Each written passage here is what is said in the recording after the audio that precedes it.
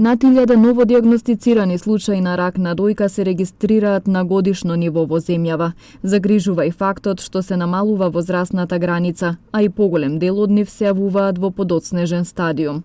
Онколозите и торакалните хирурзи велат дека состојбата е алармантна.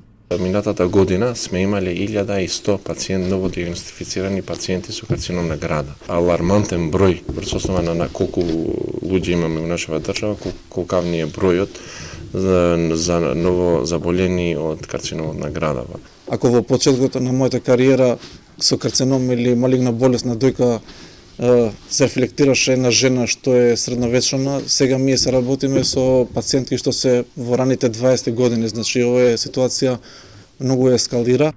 Свеста во земјава е на многу ниско ниво, иако повеќе невладини организации и здруженија се обидуваат преку предавање да го едуцираат населението за потребата од редовни прегледи, зашто карциномот на дојка може да биде излекуван доколку навреме е диагностициран. Проблемот и самата едукација на самите пациенти, здравствената едукација. Проблемот може би во почеток на овие последните 3 години беше и ковидот. Може да кажеме дека проблеми со скринингот и другите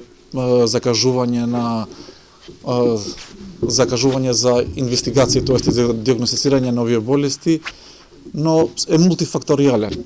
Се работи тргувајќи од почеток, значи на самата пациентка до највисоката инстанца. Секоја трета или четврта пациентка не доаѓа со трети Ц стадиум. Трети Ц стадиум во Запад, ако има значи поголема бројка, сигурно се преземат сите можни мерки од сите инстанции за да се види што е проблемот.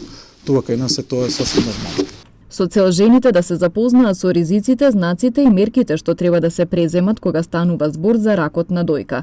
Здруженијето Езра во 13 општини организира активност на кафе со мојот доктор.